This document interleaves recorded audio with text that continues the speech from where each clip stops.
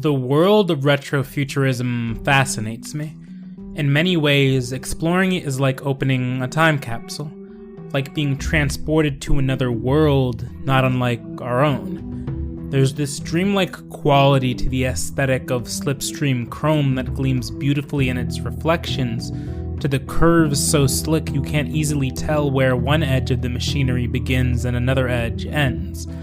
This marriage of science fiction and vintage Art Deco represents in so many ways a clashing of worlds, a design that is both nostalgic for our recent past, fueled by 20s and 30s pop culture and American idealism, while also looking longingly outward at an uncertain future, deeply concerned with asking the burning question, where did it all go wrong? Retrofuturism exists as the dream of a future unable to be conceptualized outside the present moment's bounds and barriers. And in our fickle attempts to invent this future for ourselves, we can become terrified at the truths we uncover, unable to stomach what the worlds of shark fin roadsters and 80-lane highways and God-fearing zeppelins that tower over the masses truly have in store. It is a force strong enough to wake up the sleeping subconscious of America and her mass media. Nations of the world, speaking the common language of science, probe for the Earth's secrets through countless centuries of ice. In his 1981 short story, The Gernsback Continuum, William Gibson coined the phrase Raygun Gothic to describe the fantastical retro-American dream world that occupied the fascinations of one D'Alta Downs, the fancy lady at Barris Watford Publishing. The narrator's mission, should he choose to accept it, is to travel to San Francisco and take photos of these aging, abandoned architectural monuments littered around the desert plains, to document the tomorrow that never was. It's within this process of taking pictures that the narrator begins to feel an almost ghostly, absent-minded connection to these places and their structures, from abandoned gas stations and isolated factory buildings to worn motels and rundown movie theaters. These fabrications represented the architecture of broken dreams. But whose dream was it exactly? Well, this is the question at the center of the Gernsback Continuum.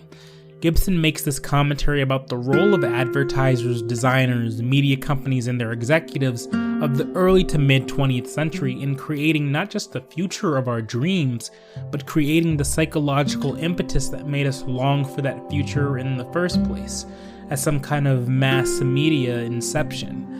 There's a storied tradition in using surface-level aesthetics and visual flair to catch our psychological fancy.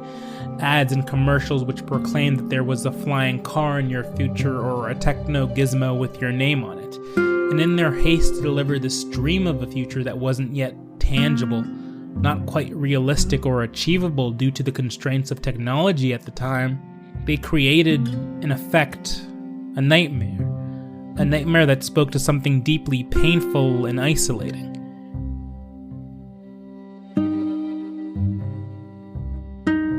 It's in those lonely deserts that a demon is awoken within the narrator, or perhaps more aptly put, a ghost. He begins to see these visions, littered throughout the desert plains, phantoms and specters from the worlds of silver cities and neon lights, permeating the very membrane between the dream and reality. The line between the narrator's 80s present and the Futuropolis concocted during the 20s and 30s inexplicably blurs. In a full haze of sensory overload, the dream permeates his reality, haunting him. Gibson describes these figures as semiotic ghosts, bits and pieces, fragments of deeply embedded cultural imagery that have taken on a life of their own. These are the stuff born of the machinations of the minds of not just advertisers and designers, but storytellers as well. From comics and movies to commercials and shows, popular media can have a mind of its own and come to life, taking the form of visions and dreams and nightmares that feel so real. The way we conceptualize aliens or frame the technology of the future, it's all bathed under the light of 50s comic art and sci-fi movies. And it's in this way that the dreams born of mass media art have a tendency to consume us and present a future that isn't so attainable. The reality of their future is it's a future built for some, born of nostalgia that is misplaced.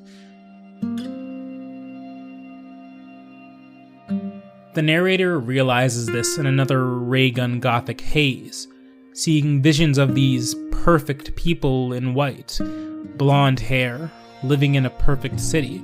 A city built on dream logic with no concern about the finite bounds of fossil fuels or the aftermath effects of foreign wars or the realities of what building that perfect future really costs.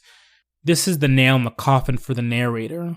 It drives him truly insane, because for once he's able to see what remains blind to so many, that the whole thing, the whole ordeal, is a facade. That this nostalgia for the future, this paradox, a future that never existed and could never exist, is a dangerous thing. And the dreams concocted by businessmen and ad execs and the titans of industry aren't really our dreams at all. They are the stuff of nightmares that ignore the horrors of our real, tangible world. Our current moment may not be bathed under the light of slipstream chrome and curves or ridiculous flanges and ray guns, but it's the reality we have, the one that's central to defining our real future.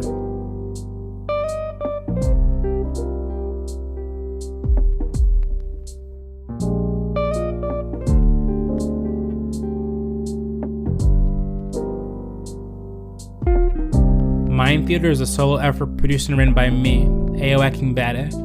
For updates on the show as well as my other content, follow Mind Theater Pod on Twitter and Instagram. If you want to show monetary support, the Ko-fi link is in the show notes. Thanks for listening. I'll catch you next time.